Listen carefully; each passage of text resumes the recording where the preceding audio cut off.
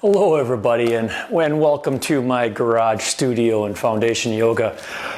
Excuse me, my name is Paul Warlowski, and this week on our breakdown of yoga poses for cyclists and runners, we're going to look at triangle pose.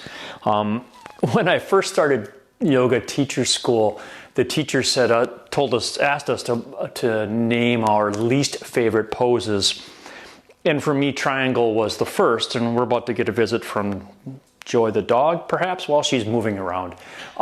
She's going to be my assistant. And so then the yoga teacher told me, you need to practice this every day for a month. And gradually it got a little bit easier, but still, as an older guy, as someone who doesn't move as well anymore because of all the broken bones from cycling, it's still a challenge. So the value of this pose is simply the rotation and the opening that happens in your hips and in your spine and in your shoulder. It's a full body opening. So typically, and here comes Joy the dog, typically we start in a warrior pose and then move into a triangle. If you need a block, you can use that. Otherwise, you can simply hang on to your shin.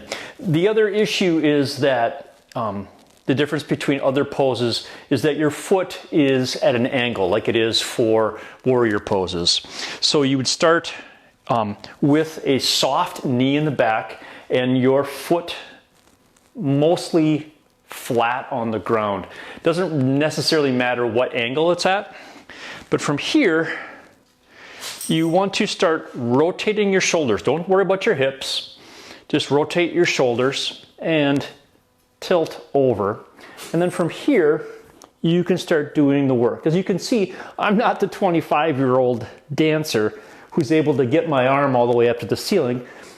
The goal is that your arms are open like this. That's what the goal is, and that you're down here in that process. So I am going to start my hand down, and you can even have your hand on your shin, and looking up at my hand, or if that's causing a little bit of stress of your neck, just look forward. And since I'm looking at all of you in Never Never Land, I'm going to do this. All right, so this is where we start. So from here, the goal is to do the dynamic breathing, and this is how you can use this to get a little more deeper and move a little bit more fully in your hips by inhaling and releasing a little bit, and then exhaling, opening up your shoulders a little bit more. So focusing on your shoulders and on the opening that you are doing. And if you are not able to fully breathe into your belly, then back off a little bit because you are pushing too far. This is not a pose to be messing with in terms of trying to push things too hard, because there's a lot of stress in your hamstrings, in your hips, in your lower back, and your shoulders. So be gentle with yourself. All right, so in triangle, I am going to continue lengthening my spine and rotating.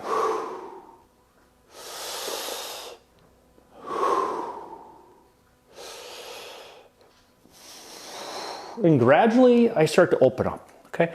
Then when you do 5 to 10 breaths on one side, and you can rotate. Now this foot is pointing forward. This back foot is soft on the ground with my knee soft and not locked out. And then the same thing happens where I am rotating. And you will find that one side is most likely to be tighter than the other, and that's just normal. Same process where I'm trying to open up my shoulders, tilt my torso, bring my hand down to the mat.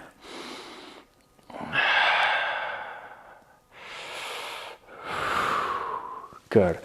All right. So that is a triangle pose, and it's just a huge value to opening up your chest, opening up your hips, giving your spine a gentle twist, and opening up your your shoulders so that you're able to do additional work in your hips. Because I said that backwards, opening up your hips so you can do additional work with your shoulders.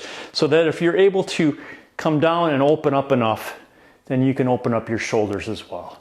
All right, so again, my name is Paul Warlowski. This is Foundation Yoga. If you need more information, go to simpleendurance.com and simpleendurancecoaching.com rather, and go to the yoga page. Thanks for joining me, and I will see you next week. Take care.